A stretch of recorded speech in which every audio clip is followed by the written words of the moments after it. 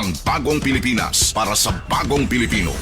Naghahatid ng mahahalagang balita at impormasyon na guugnay ng pamahalaan sa sambayanan. Tulay sa himpapawid ng serbisyo publiko. Radyo Pilipinas. Radyo Publiko. Ang boses ng Pangulo. Samburangan 657. Radyo Pilipinas. Radyo Publiko.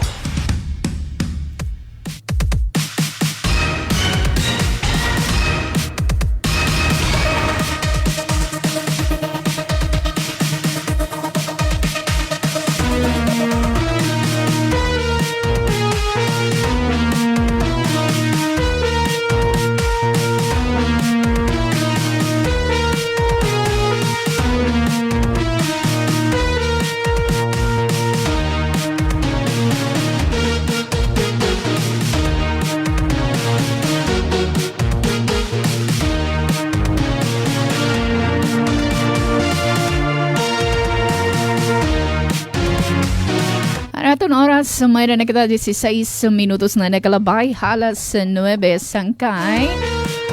Maupay nga aga. Good morning, Eastern Samar. Siyempre, welcome hatan daramdan Sumat Estihanon.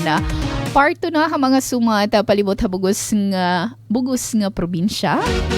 Pwede gihapon ang gawas ito natin na probinsya. Bugos nga nasod Pilipinas. Ayan, good morning, good afternoon, good evening. Aton mga masiling, ano nga ato halangyaw. Kaiba man ito na time zone ati dayan. Ayan, hello nga dahil ito na aton ati Mads. Di da HK nga permanente gihapon, ano? Kapag free time or bisan nga na busy nga da kan ati Mads tere HK. Hong Kong, ito niya pamilya, dida naman Taft. Nangangalimot lang kung di na ito Taft, ano? Hello nga dito na Osita family.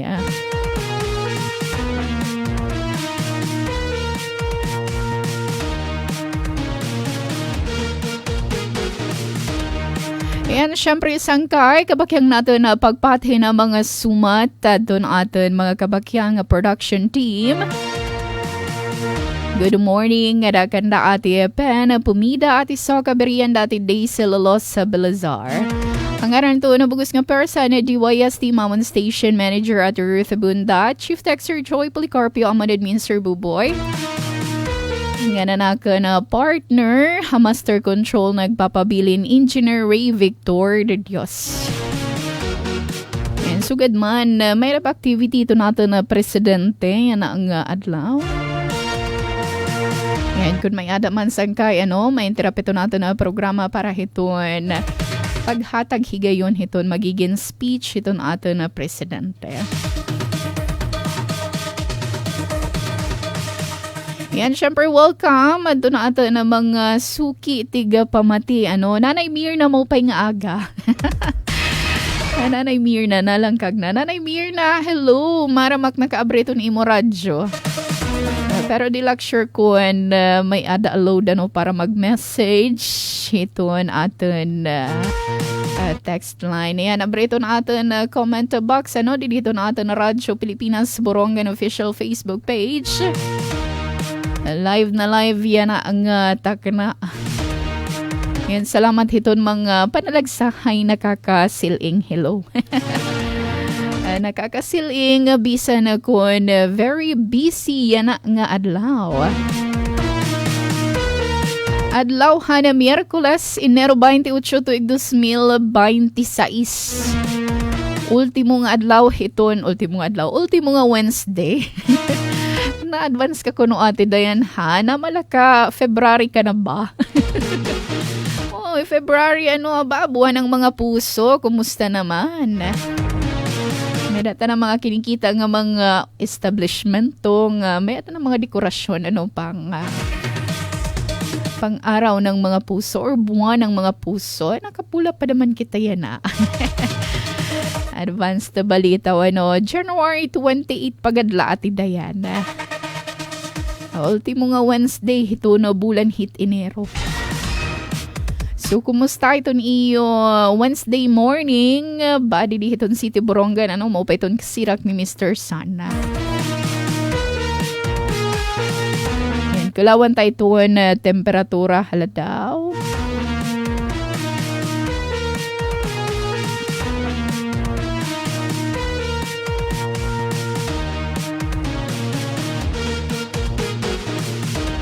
Yan, Borongan, din niya Borongan, 24 degrees Celsius. Nagpapabili nito ang air temperature, 24 degrees Celsius but feels like 27 degrees. Ngan mostly cloudy, magpapabili nito ang air temperature, 24 nga dapahiton. Ang makataas nga dapagabot hiton alas 10. Maabot ha 26 degrees nga 27 degrees nga dahito na kaalas 11. O syempre kayo mati kapasok man natin dayan ano, pero magpapabilid naman nga magiging maupay ito na atin panahon. O arabolad ton mga may ada gian bubulad yan ang atak na.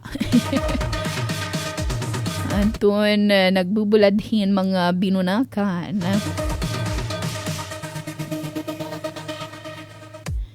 Ngan base ito na DUST Pag-asa, waray tama na mo-monitor ng low pressure area, mapagawas or sakop ito natin ng Philippine Area of Responsibility. Kaira 24-hour public weather forecast, aadaan northeast monsoon. Amo ito na padayon nakaka-apekto Luzon nga na Visayas. Ngan sugad man sangka ito ni shear line ano adon areas ito na Caraga ngan southern Leyte and cloudy skies with scattered rains and isolated thunderstorms sa durot ito na shear line. Shear line pa naman ano and nakakagkosin mga pagbaha. Pagtuno ito na tuna dara ito na moderate to at times heavy rains.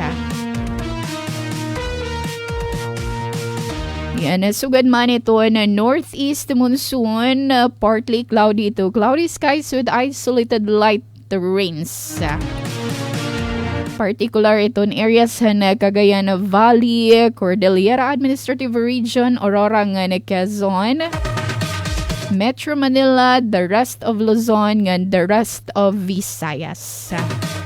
Ay, nahudlum na.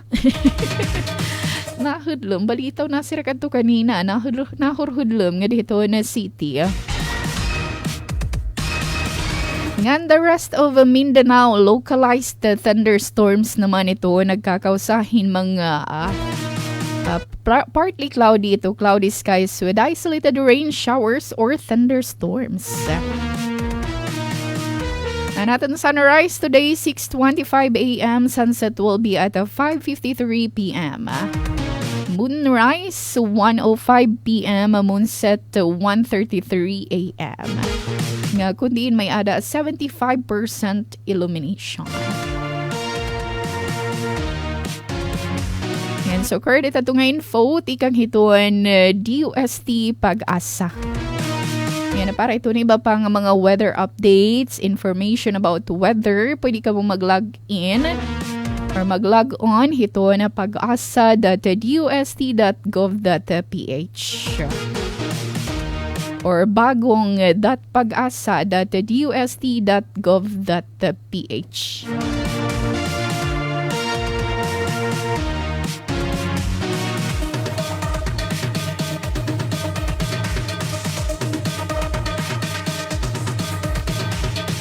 Yan, anaisag ka, interrupt ano, adi may ada kita mensahe at ikang hiton ato na presidente, pinaagi kan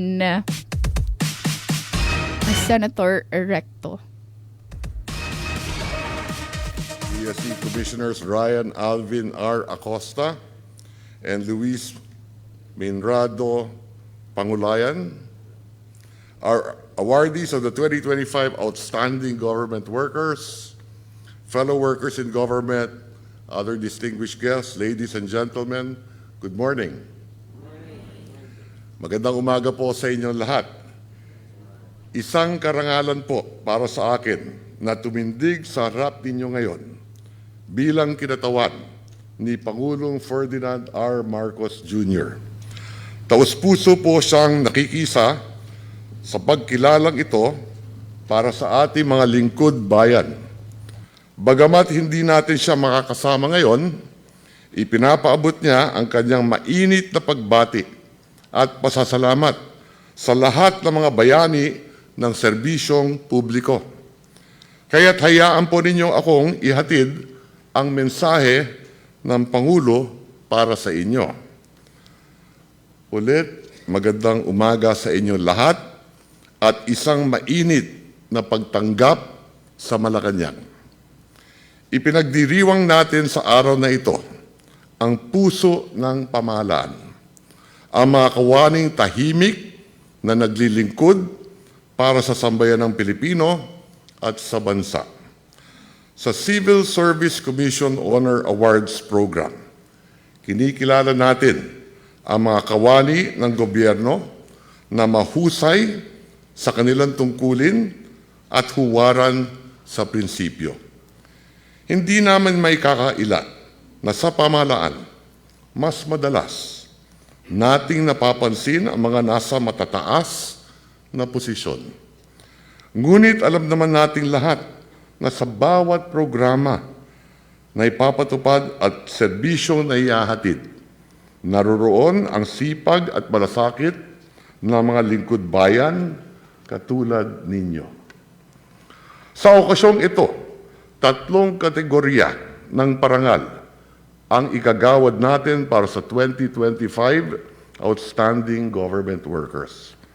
Una, ang Gawad Lingkod Bayan ng Pangulo na ipinagkakaloob para sa mga naghatid ng natatanging kontribusyon na may malawak at pangmatagalang epekto sa kapakanan, seguridad at yaman ng bansa. Dito kinikilala natin ang mga inisyatibo na naghatid ng pagbabago. Halimbawa rito ay ang mga programa para sa kabuhayan at kooperatiba ng mga mangingisda. Gayun din ang mga tumulong sa pagtatayo ng mga sentro ng inobasyon upang palakasin ang mga lokal na negosyo. Kasama rin dito ang mga muling bumuhay sa ating industriya ng abaka matapos ang mga kalamidad at sakit na sumira sa mga taniman na nagbigay ng pag-asa sa ating mga magsasaka. Ikalawa, ang Gawad Dangal ng Bayan para sa mga kawani ng gobyerno na nagpakita ng di matatawarang paglilingkod at patuloy na pagtalima sa Code of Conduct and Ethical Standards for Public Officials and Employees. Kinikilala natin ang mga kawaning tapat sa kanilang gawain. Kabilang dito ang mga lingkod bayan na humigit pa sa kanilang tungkulin, gaya ng paghahatid ng serbisyo sa mga pinakaliblib na komunidad. Para rin ito sa mga naglunsad ng mga programang nagligtas ng buhay ng mga ina at sa mga nagtaguyod ng mas maayos na healthcare system sa probinsya. At ikatlo, ang Gawad Pag-asa na ating ibinibigay sa mga kawani na nagpakita ng natatanging husay sa trabaho at nag-iwan ng kontribusyon na ramdam sa higit pa sa isang ahensya ng ating pamahalaan.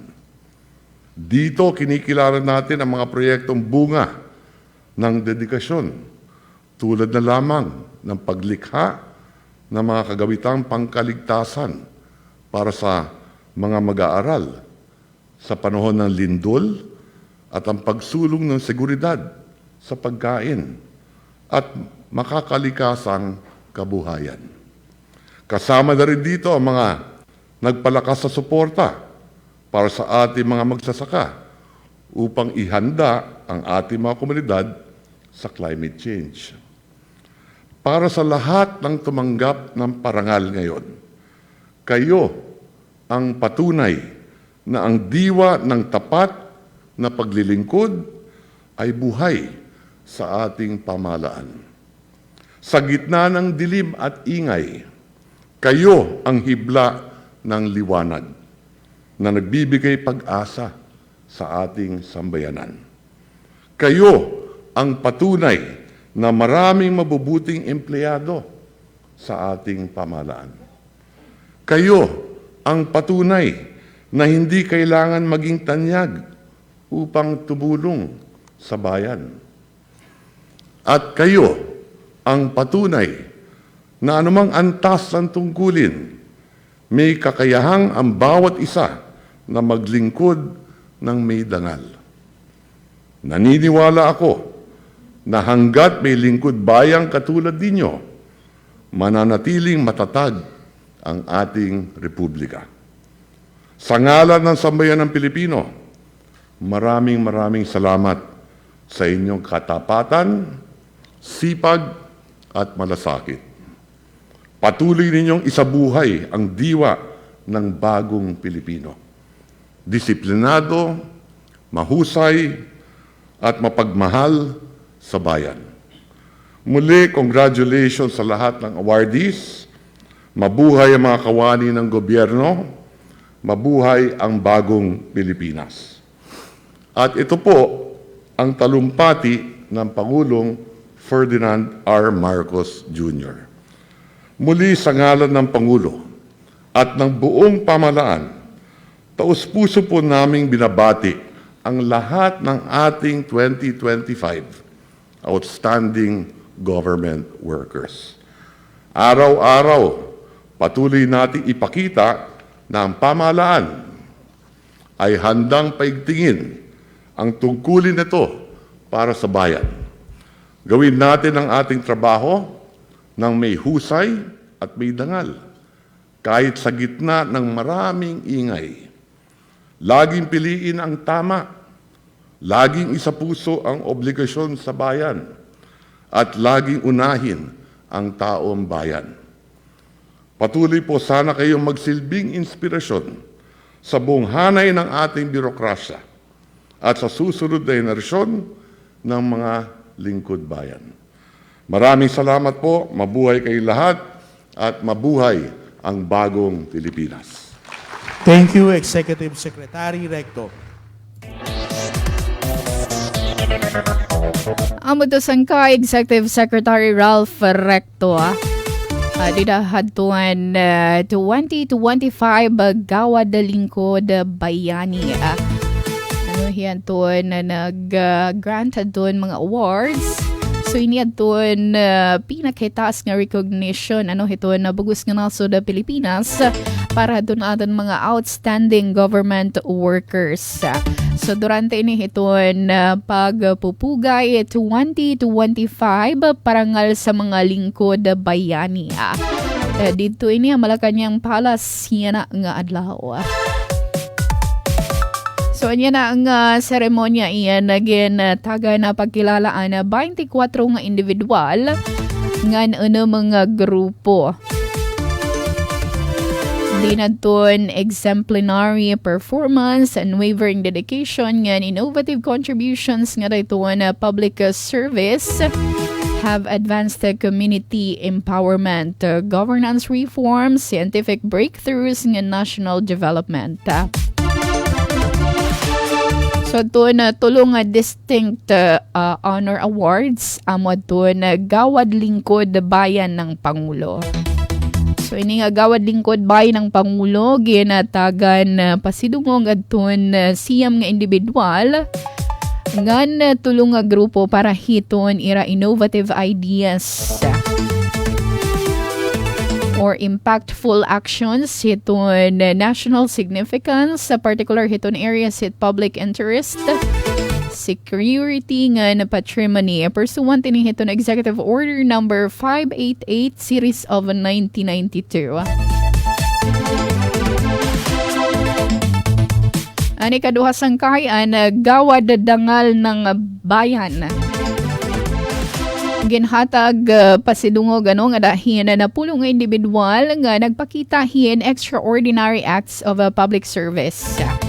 nga na consistent adherence nga dito na highest ethical standards sa ilaram hiton Republic Act 6713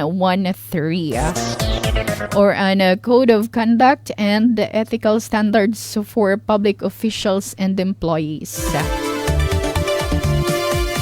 Nga ni katuluan na gawad pag-asa hatag pasidungog nga dahan 5 individual nga tulong nga grupo para hatun ira natatanging nga kontribusyon nga nakag-benepisyo nga dahiton magdiro-dilain nga mga government agencies. So pursuant hiton Executive Order number 292 Series of 1987. So ito na gawad lingkod bayani atun anay search for outstanding government workers. Naghatag pagkilala nga dahiton mga civil servants. Siring paman ho go beyond routine duties. Nga naghatag gihapon inspirasyon nga dahiton iba. Yan to uphold the highest standards of ethical, effective nga people-centered governance.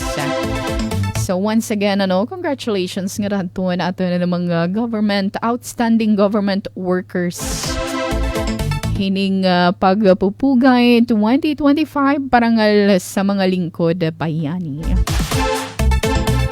At ang oras 36 minutos na nakalabay halas sa 9 sangkay. Good morning, Manding. Manding Mark. Necesito, Akla Necesito. Good morning, Miss D. And good morning, Eastern Samar. Thank you ito na panalagsahay pagsiling. Ayan nga di kita sangkay. Karawatan ta di linya telepono. Ma-report naman karawatan ta tikang kan ati Sok Aberia. Radyo Pilipinas. Report. Ate Sok, good morning. Yes, kasamang dayan, how copy? 5x5, very clear, How copy? ate. Clear? Anay, mapili Oo, kita sige. yung lokasyon. Yan, kasamang dayan, okay ba? Yes, ate, clear. Okay na? sige. Okay. Sige, good morning. Yes, natin i-share at doon maging kakabisihan ito ang mga magbaralaod dahan na syudad dahan na Borongan at doon na padayon nga pagtratar han 2026 annual budget iton LGU Borongan and the tune of 1.6 billion pesos. Ngan an kakalop, napili kita kay damat libiit na labay iton atin dito. Okay, didi kita. Medyo dili kita. Hey, thanks. Way kay inabrihan din ni Kuya Parong na natlungga nga pinipistuan in pag-report kay dito natin, di ba, dama dito naka-background. Yes, natin i-share ang pinaka-latest nga gentratar ang mga magbaralaod ang syudad han Borongan asang gunian pang lungsod may kalabutan hiton ongoing budget deliberation hit 1.6 sobra billion pesos nga proposed 2026 budget iton LGU Borongan. Nganan nga kakulop nga budget deliberation han konseho natutok nga dahanton usahan mga special funds sugad iton gender and development o God fund and the tune of sobrahin 94 million pesos kasamang dayan.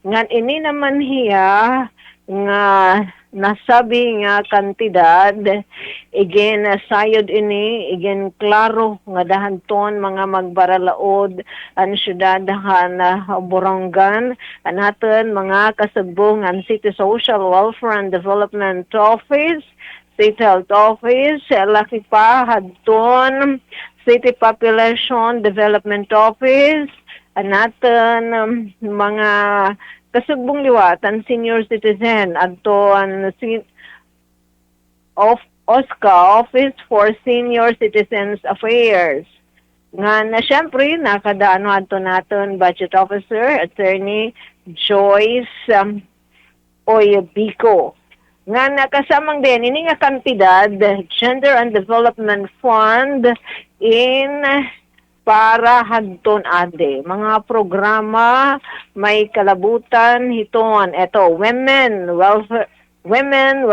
welfare program, lakipad ka na youth welfare program, PWD welfare program, nganhan ka ng senior citizen naman nga welfare program. Ira dito iginhanay antun tanan nga mga aktibidad, lakipad ton mga iginaproponer nga mga proyekto nga na mga programa. Nga nini nga kantidad nga 94 million pesos sobra ginsabi dito aton hinbarawan nga 4.5 million pesos ini ginaalokar nga da naman hadton monthly monetary allowance sa mga PWDs kasamang dayan. And may liwat nida alokasyon para naman hadton hiton direkta ayuda program and the tune of 31.2 million pesos and may naman liwat iginaalutaga nga por luminos 54 million pesos para hadton monthly monetary allowance hadton mga senior citizen nga mga burunganon nga warahi upod social pension program for indigent senior citizen ito national government. So take note ka hini nga 94 million pesos kaudgan nakadto mahiaalokar ngadto naman hadton mga monthly monetary allowance and mga PWD mga beneficiaryo ang direkta ayuda program nga hadton kanan senior citizen nga monthly monetary allowance ang nabibilin hini kasamang dayan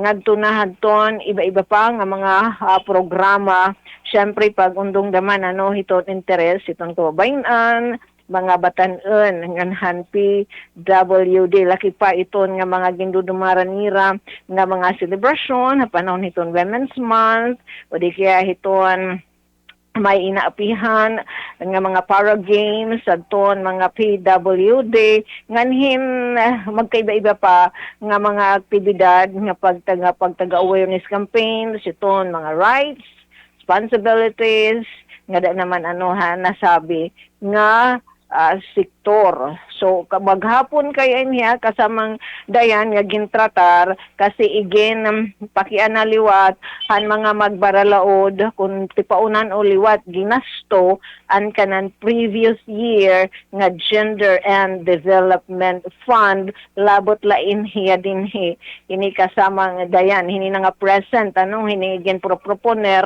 nga 2026 annual budget ngan igin klaro igin siha pa han konseho konti paano ba adto na-achieve nasabi nga mga programa nga igin patuman hadi nga nan iba pa yan na igin papatuman ilabi na adton may kalabutan pagtaga mental health pagtaga pagprebentar hiton pagtaga teenage pregnancy, mga sugad dito niya, magtaga reproductive health, ganyan siya kasamang din pagtaga livelihood liwat. So, amoy ni adton itinutok ka clip. Ganyan nga morning in nakatalaan isa lang utro adton igin proponer nga budget naman adton City Engineering Office. So, yan na ito na kasamang dayan nga yan ang adlaw hiton Merkules. So laki fly ni tapos aton didi agensihan pira natin nga mga magbaralaod kung bayin hiton ira gin tutudlok nga timeline pag malakatang post ni ta ira pagtratar hini naman nga proposed budget hopeful po hira nga next week in mahamis na nasabi nga budget nga na prepresentar na ito na plenaryo iton sesyon hiton sanggunian panglungsod for approval. Iniyan ang iragin dumarang session in marathon session ini nagpapabilin line niya nga naka-recess kasamang dayan. So in-resume la pagpapadayon naman ano itong pagtratar hanasabi nga budget. So nakoro mira kakalop may da presente nga 7 nga mga magbaralao dan syudad paunguna ni acting City Vice Mayor ni ate Kuya Rosen Dasa ngan kakilop on official travel aton acting mayor hi Kuya Eman. So aton aton niya na acting city mayor officer in charge amoy SPM iyo tutoy inat bag kakay ngan kasamang dayan nga di naman kita hinasa pang good news. May kalabutan adton katatapos pala nga gindumarang electronic business one-stop shop o IBUS nga pag-renew adton mga business permit nga waray penalidad. And so far nag-increase adton na kuhida na likom nga local revenue, ang lokal nga pamunuan ng siyudad ng Borongan, ang kahuman pala nga business permit renewal without penalties. Pinagi hadton integrated business permit and licensing system. Kanya, inabutin 29 million pesos sa atin na share papiyaw liwat kakilip kan atin Daisy, din naman na sumat istihanan haros kanya. 70% nga mas itaas sa nakalap nga local revenue nakaparihas nga higayon hinpan renew ang mga business permit naglabay nga tuig 2025. Tapos tikang inihin 1,442 nga mga business permit adto nag-renew ang ira business permit 80% liwatan ginlalauman nga 1,800 nga mga business owner nga mag-renew adto ira business permit. Salit kasamang dayan adto naton dida mga business owner nga wala pa makakapag-renew ang ira business permit in ginaawhag na DPLO, partikular na ni DPLO section head ni ate Luis Bianca Limbawan agda nga mag-renew na atong ira business permit para malikyan adton mga kadugangan nga penalidad samang dayan. Anyways, may manda man mapili na hira kung magbabayad hira semi-annually or quarterly adton ira business tax sa pag-renew niran ira business permit para diri liwat ha ira mabugat kay kaniya anton penalties 25% anton imo mga kabaraydan tapos may kadugangan nga surcharge nga 2% per month. Susugadit hiya ka mabugat. Pero maginano pa man, may pera pa natin nga mga business owners nga nagproproseso pa anton ira business permit, gawas na anton igintalaan nga business permit renewal nga waray penalties. So aming kasamang dayan yan na tabayanan liwat natin di naman sanggunian na panglungsod ito na pagpapadayon hanto na pagtratar hanto mga magbaralao dan konseho hindi naman nga 2026 proposed annual budget ito on LGU Borongan. Ang kakilip, sa aton mga special funds, aton gintratar, aton Gender and Development Fund, and the tune of 94 million pesos. So, asyalani kasamang dayan, aton, maaring nabati kahin, aringasa. Waray man, ate. Waray man. Nagtatamod kita hit busy nga kalasada kasi men dili kita hiton aten gintatamdan it busy nga kalasada dili dapit kita may land bank kasi manggadamay ngiton strategic nga mga kalasada damo iton man ngaraksikan sa bisi-bisihan naton mga kapatid. Pwede mahira kami ni raging kakabisihan.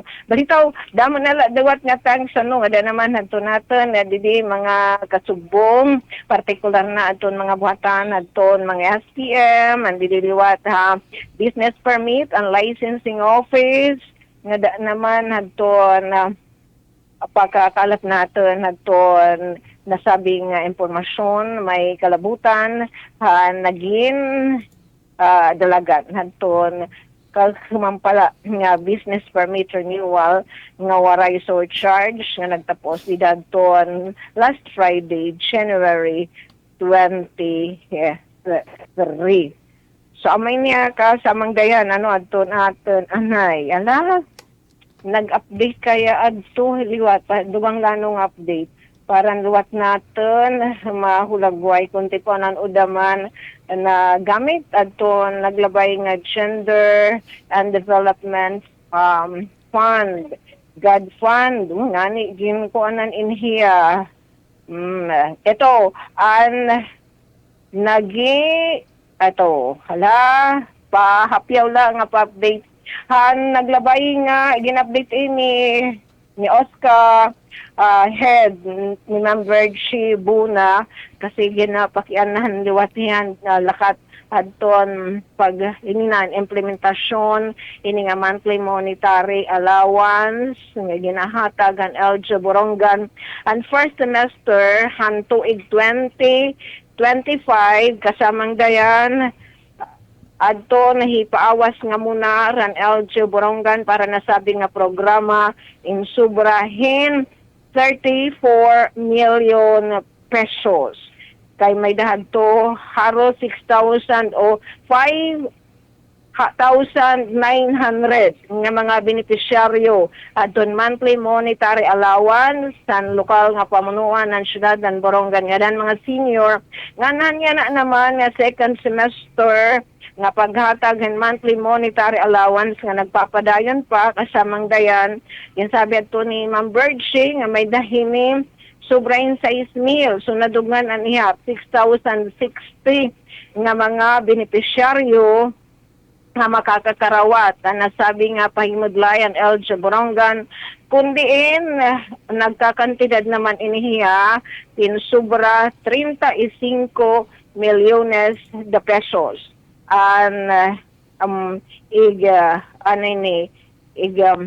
dedistribuan nga pundo han lokal nga pamunuan para hanasabi nga mga benepisyaryo tapos nga di naman han pagtaga PWD again share liwat nga por lo menos may sobrahin 1,000 o 1,119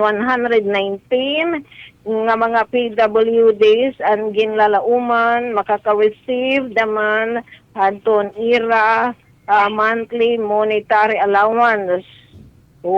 Yes, kasama nga dayan as among IRA to na pagkina mga rehistrado nga mga PWD na syudadan Borongan 1,119.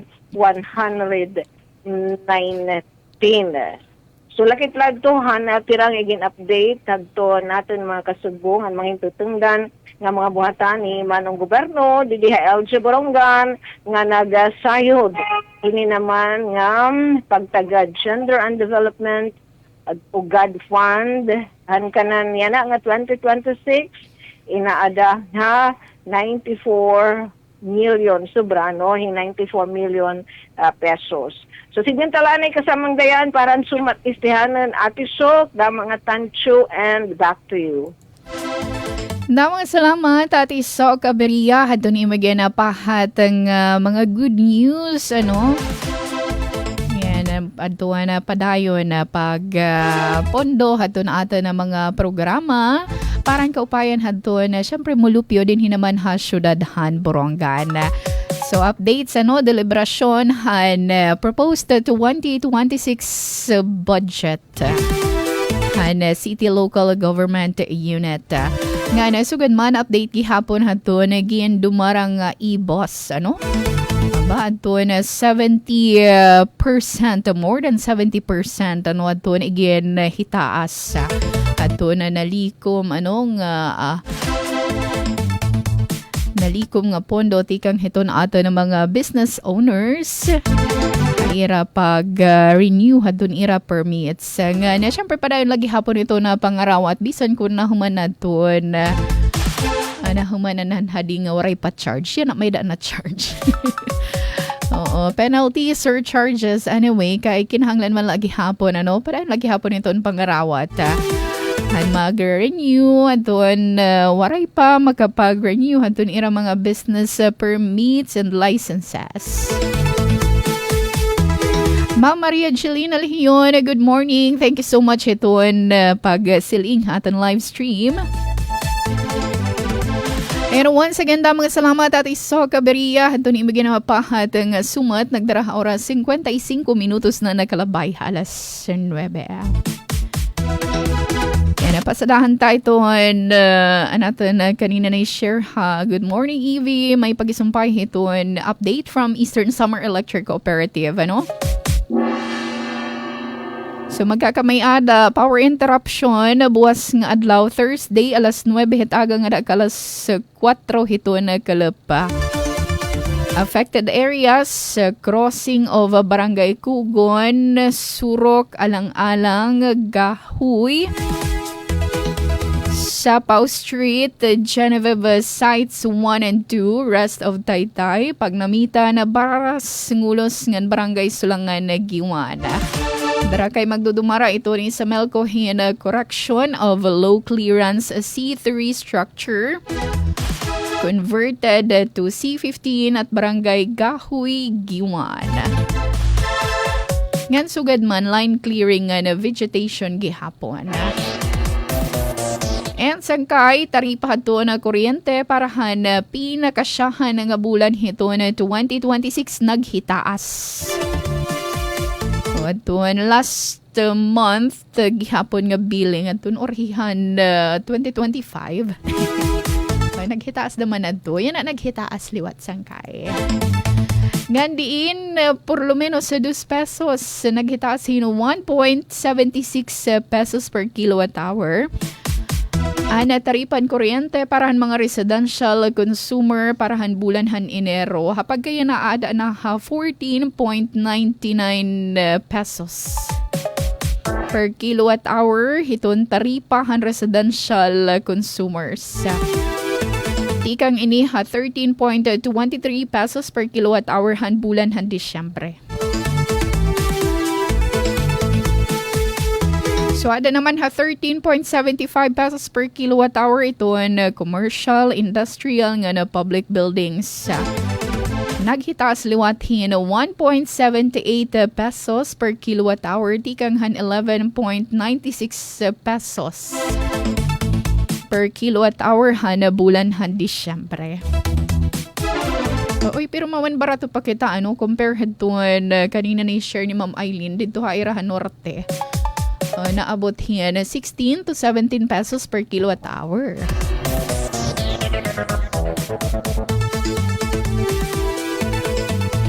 So atun kausa paghataas liwat hadton generation system charge yan 1.57 per kilowatt hour. At ikang 6.19 pesos per kilowatt hour han bulan ng Disyembre, yan naada na 7.77 pesos per kilowatt hour.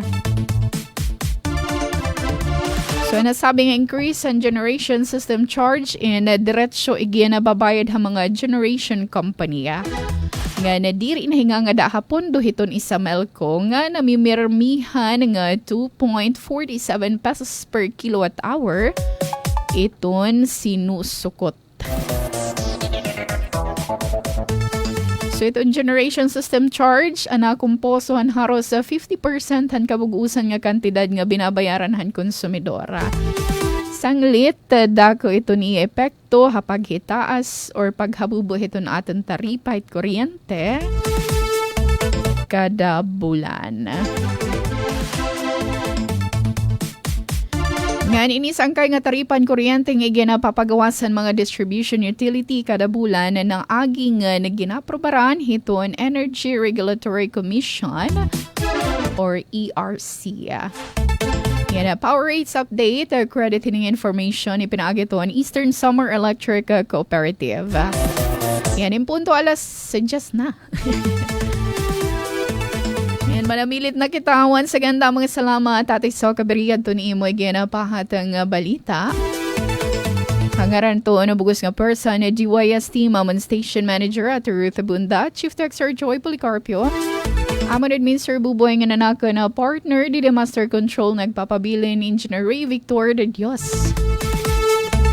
At din kamplon at iyon nakahampang nga sunod nga higayon sangkay. Dinhilatan taramdan Sumat Estihano na bye-bye and God bless. Ito ang Presidential Broadcast Service Radyo Pilipinas. Radyo Publiko. ng Bagong Pilipinas para sa Bagong Pilipino. Naghahatid ng mahahalagang balita at impormasyon. Nag-uugnay ng pamahalaan sa sambayanan. Tulay sa himpapawid ng serbisyo publiko. Radyo Pilipinas. Radyo Publiko. Ang boses ng Pangulo. Sa Borongan, 657. Radyo Pilipinas. Radyo Publiko.